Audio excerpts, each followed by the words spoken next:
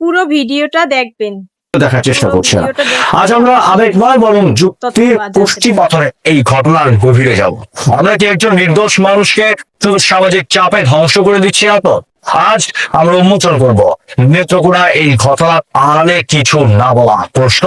তাহলে দেখতে থাকুন আজকের এই সম্পূর্ণ ভিডিওটি। একটি স্পর্শকাতর ঘটনা যখন সামনে আসে তখন আবেগ তাড়িত হওয়া স্বাভাবিক, কিন্তু যখন কোনো নির্দিষ্ট গোষ্ঠী বা পোশাকের উপর ভিত্তি করে ঢালাও ভাবে আক্রমণ করা হয় তখন তাকে আর বিচার বলা যায় না, সেটা হয়ে দাঁড়ায় বিদ্বেষ প্রচার।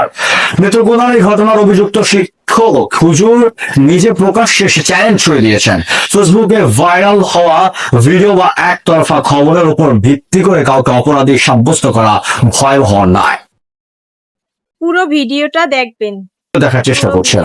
আজ আমরা আবেগময় বরং যুক্তির পুষ্টি পাথরে এই ঘটনার গভীরে যাব। আমরা কি একজন নির্দোষ মানুষকে শুধু সামাজিক চাপে ধ্বংস করে দিচ্ছি না তো? আজ আমরা উন্মোচন করব নেত্রকোনা এই ঘটনার আড়ালে কিছু না বলা প্রশ্ন। তাহলে দেখতে থাকুন আজকের এই সম্পূর্ণ ভিডিওটি।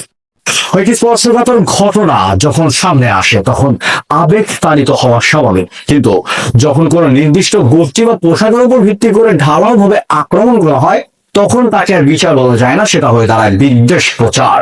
নেত্রকোনার এই ঘটনার অভিযুক্ত শিক্ষক হুজুর নিজে প্রকাশ্যে সে চ্যালেঞ্জ ছুড়ে দিয়েছেন ফেসবুকে ভাইরাল হওয়া ভিডিও বা একতরফা খবরের উপর ভিত্তি করে কাউকে অপরাধী সাব্যস্ত করা ভয়াবহ নয়।